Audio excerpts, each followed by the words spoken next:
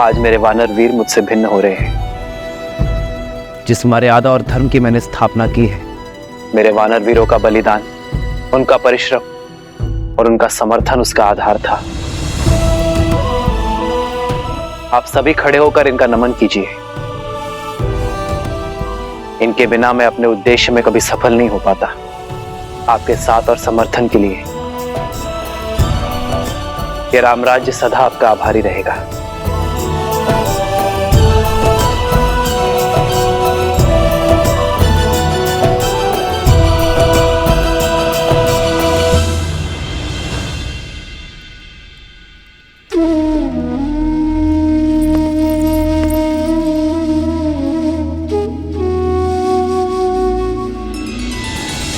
श्री राम श्री राम श्री राम श्री राम।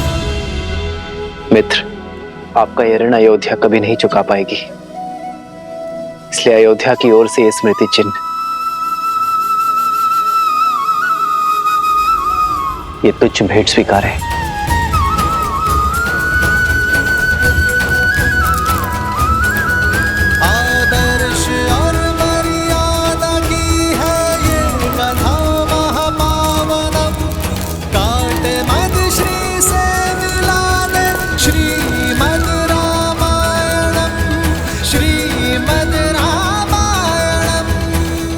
मित्र, आपके साथ रह के हम वानरों ने केवल धर्म का ज्ञान ही नहीं पाया, अपनी शक्ति का परिचय भी पाया। जाना कि संसार के हित के लिए संकट का सामना करना ही सच्ची वीरता है। मैं ये तो नहीं जानता कि वानरों ने आपकी सहायता की या आपने वानरों की, किंतु इस असहनीय वियोग की पीड़ा से पहले हमारा मार्गदर्शन कीजिए, हमें मार्ग दिखाइए, हम धर्म के मार्ग पर कैसे चलें।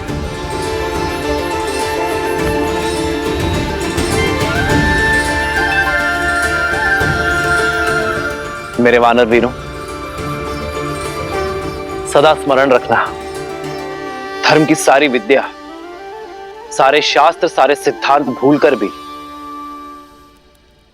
एक व्यक्ति धर्मात्मा कहलाया जा सकता है यदि वो एक सिद्धांत कभी ना भूले, अपना दिया हुआ वचन कभी ना तोड़ना।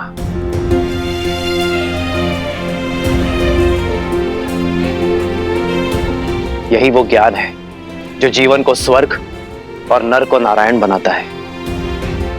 विचार करो, एक मनुष्य बीहड़ में,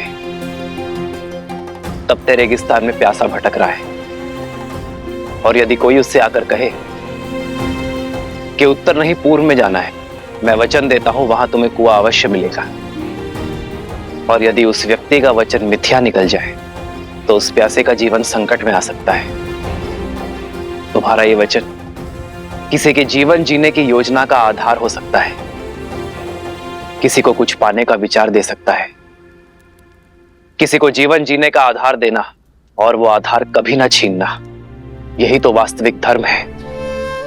यदि किसी व्यक्ति का जीवन वचन टूट जाने के कारण संकट में आता है तो पाप वचन देने वाले को ही लगता है। ये बात हर राजा, हर नेता, हर नायक को स्मरण रखनी चाहिए। रघुकुल की भी तो यही रीत है, प्राण जाए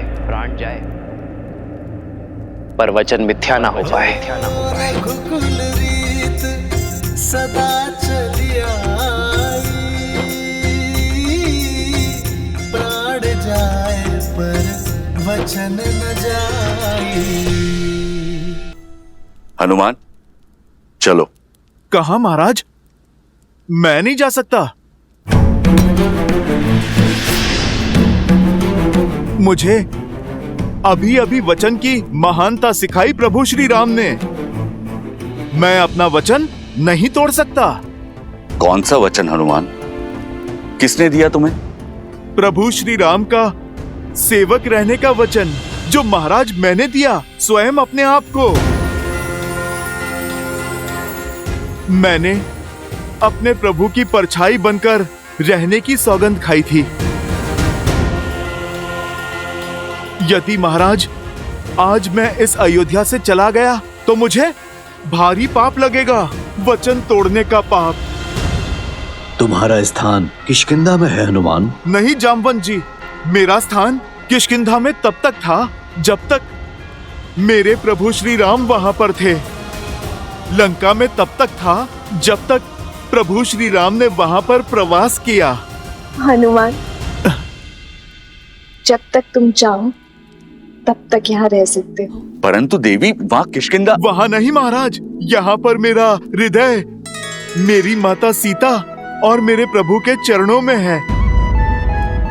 आप सोचो, जिसके हृदय में प्रभु श्री राम और माता सीता हैं, भला उसका स्थान कहीं और कैसे हो सकता है?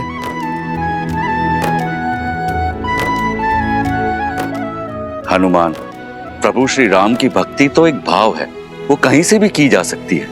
भक्ति के लिए स्थान नहीं, भावना चाहिए। महाराज सुग्रीव, वही भावना ने मुझे यहाँ इस स्थान पर रोक रखा है। मैं इससे अंतर नहीं कर सकता। अंतर तो मन में मापा जाता है हनुमान। यदि व्यक्ति के मन मिले हो तो वो कहीं भी रहे, अंतर नहीं होता। अगर व्यक्ति के मन में अंतर हो तो वो पास होते हुए भी दूर होता है। श्री राम तो रोम रोम में, इस भू के हर कण कण में है।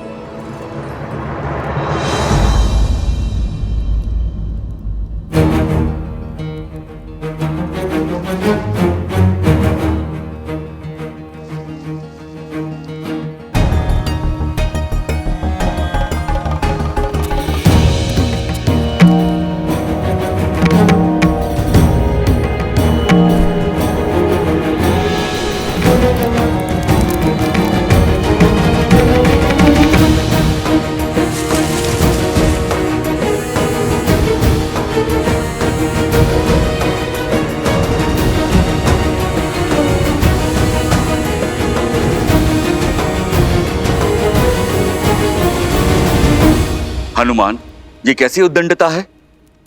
तो क्या इन मोतियों के हृदय में भी प्रभु श्री राम है? विद्यावान गुणी अति चातुर, राम काज करिबे को आतुर, प्रभु चरित्र सुनबे को रसिया, राम लखन सीता मन बसिया, लाल देह लाली लस। इसमें तो नहीं है प्रभु श्री राम। वज्र देह दानव दलन, इसमें भी नहीं है प्रभु श्री राम।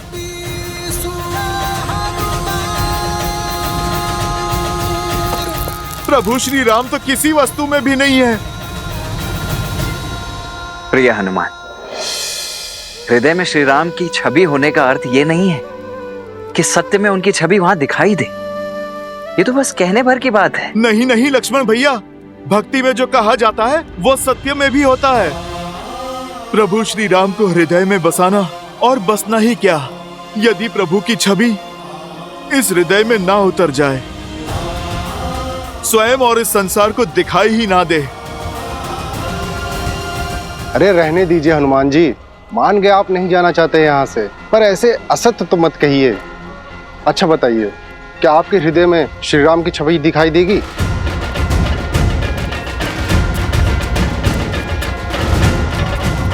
देगी, और यदि ना दिखाई दे तो हनुमान के लिए इस जीवन का, इस हृदय का कोई अर्थ नहीं। तो फिर सिद्ध करो।